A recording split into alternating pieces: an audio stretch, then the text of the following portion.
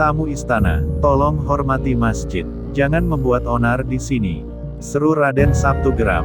Mendengar teguran halus itu, dua orang musafir bercambang lebat yang tengah tersulut emosinya itu menoleh ke arahnya. Tak mungkin kami membuat onar di sini. Kami hanyalah dua orang musafir yang ingin bersembahyang. Lelaki itu yang tak tahu tata karma. Kami bukanlah gembel yang membawa najis.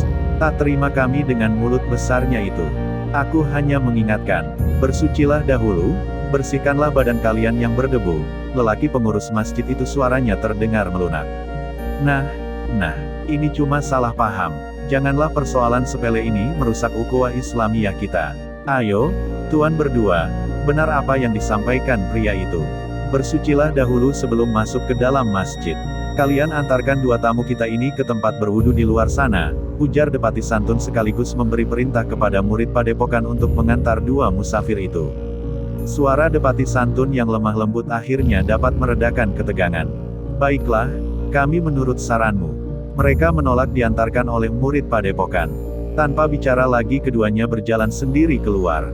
Kepalanya ditolehkan ke kanan dan ke kiri, sebelum akhirnya mereka lenyap di balik pintu masjid yang bertiang kayu bulat itu. Raden Sabtu menghela nafas panjang. Sudah cukup ketegangan yang dialaminya hari itu. Beruntung kesalahpahaman itu tak berlanjut. Payu, kita menghadap ke istana, tugas Depati Huni. Raden Sabtu dan rombongan kemudian berjalan kaki ke istana Kutogawang yang berada tak jauh dari Masjid Agung.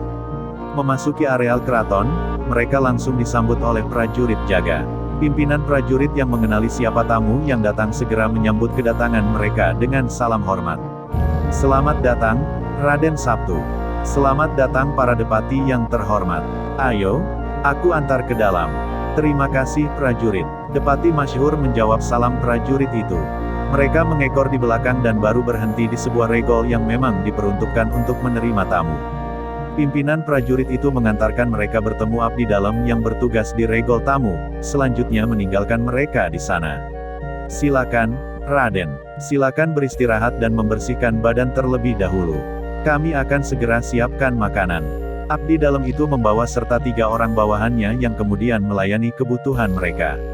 Regol itu cukup besar disertai dengan ruang terbuka yang cukup untuk melakukan pertemuan dengan 500 orang. Kursi-kursi berbahan kayu jati berukiran tersusun rapi. Sedangkan di depannya terdapat sebuah singgasana dengan kursi kebesaran. Di sanalah Ki Gede Ing Suro kerap menerima tamu yang berasal dari kerabatnya. Di istana Kutogawang, regol ini bukanlah regol utama. Jika menerima tamu dari luar, Raja Palembang itu melakukan pertemuan di Paseban yang terletak di utara keraton. Paseban utama itu mampu menampung 3.000 orang. Sehari-hari jika tidak digunakan, prajurit keraton menggunakan Paseban utama sebagai salah satu tempat untuk berlatih. Azan maghrib berkumandang. Mereka menunaikan sholat di musala yang berada di dalam lingkungan keraton. Beberapa kerabat keraton nampak menyalami Raden Sabtu. Mereka kagum dengan ketampanan paras lelaki keturunan raja-raja Demak itu. Ya, para kerabat keraton mayoritas adalah kerabat keraton Jipang yang ikut dalam pelarian bersama Pangeran Arya Mataram. Beberapa di antara mereka adalah kerabat yang kemudian menyusul datang. Mereka sebelumnya mengungsi di berbagai tempat di seputaran Ampel Delta, Lasem, dan Purabaya. Para kerabat keraton menunduk taksim dengan pemuda yang baru berusia belasan tahun itu. Ki Gede Ing Suro menerima kedatangan Raden Sabtu dan rombongan setelah sholat Isya. Mereka diundang makan malam di lingkungan keraton dalam.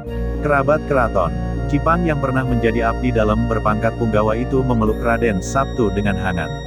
Ia juga menyalami para depati yang ikut hadir dalam acara jamuan makan malam itu. Murid-murid Padepokan Tinggi Panular juga ikut serta sehingga suasana malam itu berlangsung dengan sukacita. Bagaimana kabar Yang Mulia Pangeran Arya Mataram, Ger? Adakah beliau berkenan menghadiri undanganku purnama ke depan? Tanya Ki Gede Ing Suro. Alhamdulillah beliau sehat walafiat, Yang Mulia. Ayah berkenan datang ke Palembang setelah para depati menyampaikan surat dari Yang Mulia, jawab Raden Sabtu. Bagaimana perjalanan kalian? Aku mendapat laporan bahwa saat ini bumi Palembang banyak didatangi oleh orang-orang asing berperilaku aneh. Adakah perjalanan kalian terganggu? Itulah salah satu hal yang hendak kami laporkan, Yang Mulia. Hampir saja kami tidak sampai ke sini, jika tidak mendapat pertolongan dari Raden Gatra dan gurunya. Perjalanan kami dihadang oleh orang-orang bercadar dan memiliki kepandaian sihir. Raden Sabtu kemudian menceritakan penghadangan yang mereka alami. Ia juga menyampaikan tentang adanya utusan Banten yang dikawal oleh orang-orang bersorban dan berhidung mancung. Raden Sabtu curiga bahwa penghadangnya itu ada hubungannya dengan cerita yang disampaikan oleh Nyai Belingis itu. Kita harus memperketat penjagaan di dalam istana. Prajurit segera panggilakan Suma Banding ke sini. Ki Gede Ing Suro terkejut mendengar adanya upaya membuat kekacauan di Palembang. Ia segera memanggil penasehat kerajaan Suma Banding. Dengan tergopoh-gopoh, Suma Banding masuk ke dalam regol Paseban. Meski sudah berusia cukup lanjut, petinggi keraton Palembang itu memiliki tubuh yang bugar. Ia selalu menjaga kebugaran tubuhnya dengan rutin berlatih dengan beberapa pimpinan prajurit khusus pengawal raja. Nuwun sewu, Yang Mulia. Apakah yang membuat Yang Mulia gusar? Suma Banding melepas tanya memecah keheningan. Kita kedatangan tamu-tamu yang bermaksud tidak baik, Suma Banding. Raden Sabtu dan rombongan telah merasakan niat buruk orang-orang itu yang menghadang perjalanan mereka di muara Sungai Ogan. Adakah engkau mendapatkan berita dari para Telik Sandi? Maafkan saya, Yang Mulia. Beberapa waktu lalu memang para Telik Sandi melaporkan adanya rombongan yang mengajak serta orang-orang asing bertubuh tinggi besar dan berhidung mancung. Mereka mengenakan sorban dan jumlahnya belasan orang. Aku telah memerintahkan kepada para Telik Sandi untuk mengawasi mereka, tetapi hingga hari ini belum ada laporan tentang kegiatan mencurigakan yang dilakukan rombongan tersebut. Perintahkan agar menambah para Telik Sandi untuk disebar di seantero kota raja. Jangan sampai kita kecolongan. Penghadangan Raden Sabtu menjadi bukti bahwa pergerakan mereka tak sanggup dikenali oleh para Telik Sandi. Aku ingin besok malam ini engkau mengumpulkan para Telik Sandi dan memberi perintah khusus kepada mereka untuk memperketat pengawasan terhadap orang-orang asing itu. Sendiko dawuh, Yang Mulia. Suma Banding kemudian mengundurkan diri dari jamuan makan malam itu. Sebelum pamit ia menyempatkan diri untuk memeluk Raden Sabtu. Ketika Raden Sabtu masih belia, penasehat keraton Palembang itu kerap bermain dengannya di Lubuk Rukam. Ia memang kerap bolak-balik mengunjungi Pangeran Arya Mataram di tempat pengungsiannya di pinggiran Sungai Ogan tersebut. Sepenanak nasi, 50 Telik Sandi pilihan telah berkumpul di selasar regol Paseban utama. Suma Banding langsung memimpin pertemuan dengan memberikan perintah khusus untuk mengawasi orang-orang bersorban yang dicurigai akan membuat keonaran di kota raja. Selain bertugas sebagai penasehat raja, Suma Banding memiliki gugus tugas sandi. Ia yang berpengalaman sebagai perwira sandi mengepalai prajurit sandi pilihan, yang bekerja langsung di bawah perintah raja.